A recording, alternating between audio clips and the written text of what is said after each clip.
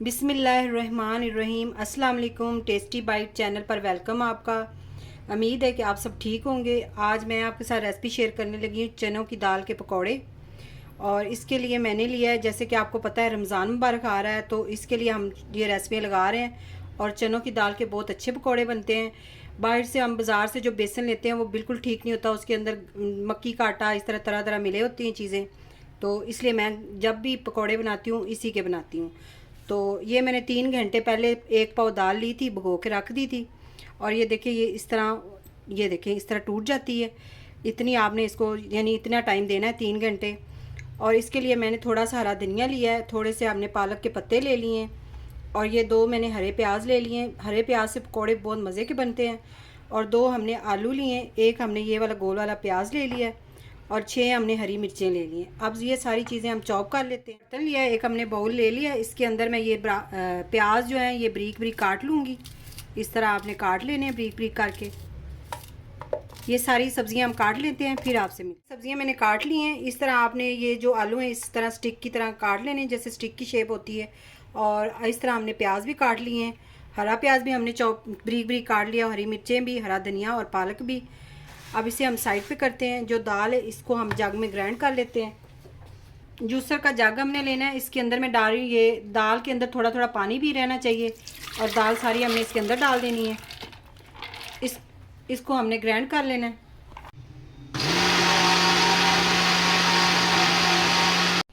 ये देखिए ये तैयार हो गया हमारा बेसन, बहुत अच्छा तैयार हुआ है, मुलायम। ये देख लें, इस तरह आपने इसको तैयार कर लेना है। और ये घर का जो बेसन होता है तैयार किया हुआ, ये ज़्यादा अच्छा होता है। और इसके साथ पकोड़े जो बड़े क्रिस्पी बनते हैं। आपने जितना इसके अंदर आलू या जितनी चीज़ें डाली उसी हिसाब से डालें। हमने ये सारा इसके अंदर डाल देना है बेसन। अब इसे आप अच्छी तरह मिक्स कर लें। इससे पकोड़े बड़े क्रिस्पी बनते हैं और टेस्टी। पानी इसके अंदर जो था वो मैंने तकरीबन 1 कप डाला है, जो उसके अंदर था आधा कप, और आधा कप हमने ऊपर से डाला है। 1 कप पानी आपने 1 पाव दाल को ग्राइंड करते हुए डालना है, इससे ज़्यादा नहीं, ताकि जो हमारा ये बेसन जो हमने तैयार किया ये पतला ना हो जाए।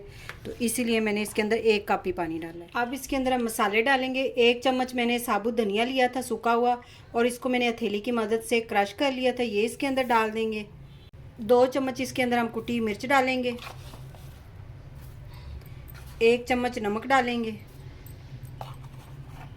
1 चम्मच मैं ये घर का पिसा हुआ गरम मसाला डाल रही हूँ। इसकी रेसिपी मेरे चैनल पे आपको मिल जाएगी। रमज़ान मुबारक में आपको बड़ी काम आएगी, आप ज़रूर ट्राई करिएगा। और ये पीसी हुई काली मिर्च आधा चम्मच हम इसके अंदर डाल रहे हैं। इसको हम अच्छी तरह मिक्स कर लेते हैं।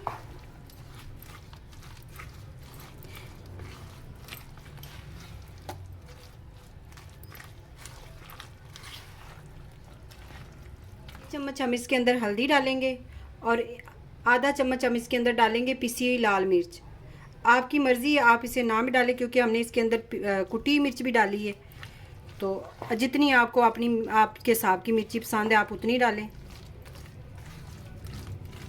कढ़ाई में ऑयल गर्म हो गया, हम इसको चेक कर लेते हैं। एक आपने डाल के इसको देख लेना है कि आलू गर्म तेल गर्म हुआ है कि नहीं।